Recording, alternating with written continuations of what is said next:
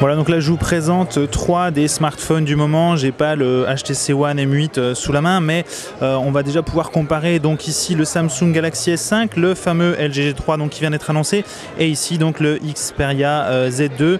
On voit que niveau taille ils sont très proches. On les a ici donc tous à l'écran. Ils sont vraiment relativement proches. Ça se joue quasiment au millimètre.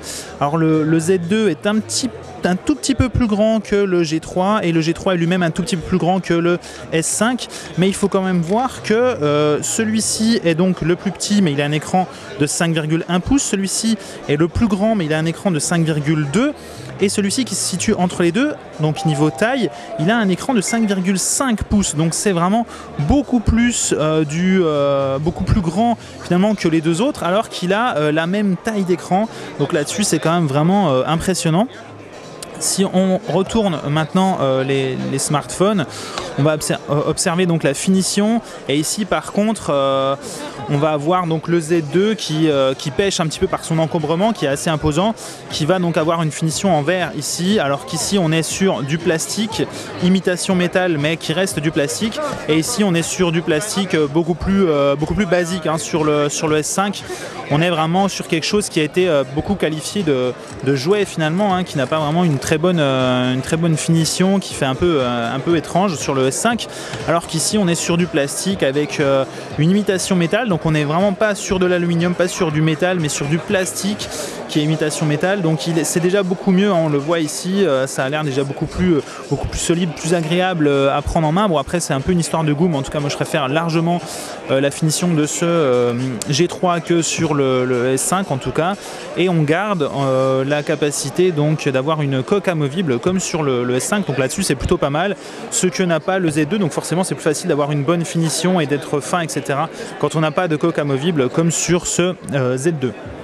Donc là on a ici à l'écran du blanc et du noir hein, sur l'écran, donc on voit déjà qu'au niveau luminosité le G2 n'est pas forcément le meilleur, hein. Je pense que le S5 est le meilleur à ce niveau là, ensuite on a le Z2 et ensuite enfin le G2 qui est donc pas forcément le meilleur, parce qu'ici on voit qu'on est vraiment à fond. Je peux pas aller plus haut finalement, et voilà, on voit qu'ici en tout cas au niveau des blancs, les blancs font un petit peu plus gris sur ce G2 que sur les autres smartphones. Enfin au niveau du contraste, on a bien entendu le Super AMOLED donc du S5 qui s'en sort mieux que les autres, et là encore l'écran du Z2 au niveau des noirs me paraît pas exceptionnel. Alors il faudrait trouver un écran où en fait il y a du noir en fond. Ce qui n'est pas le cas ici. En tout cas au niveau de la luminosité, le G3 n'excelle pas vraiment, hein. Il est finalement pas forcément meilleur que les concurrents déjà sur le marché. Et ensuite au niveau de la finesse donc des icônes, alors ça n'a pas être évident de vous montrer, mais en tout cas ça saute pas vraiment aux yeux. Je vais essayer de prendre un icône qu'on retrouve sur les 3 smartphones, par exemple comme le logo Maps. Donc on va le voir ici, je vais essayer de faire le focus au plus proche possible. Voilà, donc on a ici un logo de Google Maps, donc comme on le connaît, qui est vraiment très détaillé, et même en le regardant de très près, on n'a aucun pixel, on ne peut pas vraiment compter les pixels. Et si je prends maintenant sur le S5, de la même façon, voilà ici, et là finalement même à l'œil nu, même en se rapprochant vraiment, on ne peut pas vraiment voir la différence. Donc finalement on serait tenté de dire que un écran en 2560 par 1440 contre un écran en 1920 par 1080, on a finalement peu de différence. Et donc au niveau de la taille, il est finalement pas si encombrant que ça, puisque si on le met à côté d'un Xperia Z2, on a donc finalement quasiment la même taille. Voilà, donc je dirais même que le Z2 est finalement plus gros que le LG G3, alors qu'il n'intègre un écran que de 5,2 pouces contre 5,5 pour le G3, donc c'est assez impressionnant à ce niveau-là. Donc vraiment la compacité du smartphone pour dire la taille de l'écran qu'il intègre. Snapdragon 801 2,5 GHz, donc là-dessus c'est ce qu'on retrouve habituellement, comme par exemple aussi sur le Samsung Galaxy S5 ici. Voilà, on le découvre ici. Il fait aussi à peu près la même taille hein, finalement que ce G3, mais avec un écran beaucoup plus petit, puisqu'on le voit ici là. La bordure inférieure est plus petite, la bordure supérieure est beaucoup plus petite et on a aussi des bords moins épais sur les côtés. Donc vraiment le LG G3 occupe largement mieux la surface avant que tous ces autres concurrents. Voilà, on voit ici aussi au niveau de l'épaisseur que le LG G3 se défend vraiment bien.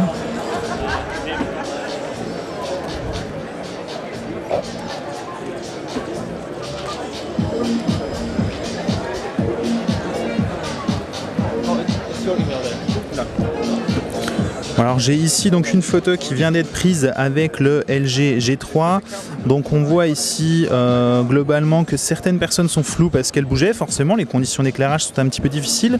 Sinon, on a quand même un focus qui est plutôt bien fait. Un petit peu de pixelisation quand même parce que le focus n'était pas forcément au bon endroit. Globalement, le cliché, je dirais, est un petit peu moyen, mais les conditions d'affichage, enfin les conditions d'éclairage sont assez difficiles. Les gens bougent, il y a beaucoup d'éclairage à certains endroits et c'est très noir au fond, donc pas mal de contraste.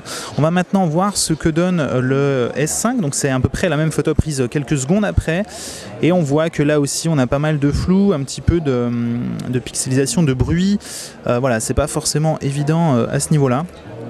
Donc la photo n'est pas forcément mieux. Et enfin on regarde ici maintenant sur le Z2 à peu près la même photo. On voit que aucune des photos n'est parfaite et on est vraiment assez proche. On sent qu'il y a plus de retraitement sur le Z2 puisque on a un fond qui est moins noir que sur les autres smartphones, mais globalement les photos du G2 donc du coup sont assez bonnes sans être parfaites. Voilà, je rouvre donc la photo sur le G2. On voit que c'est pas mal, mais voilà, disons a priori hein, sur un premier cliché comme ça va être assez proche de ce que proposent donc les concurrents.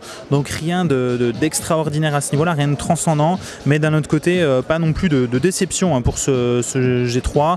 Il reste quand même vraiment au niveau donc de ses concurrents sur le plan de la photo en tout cas.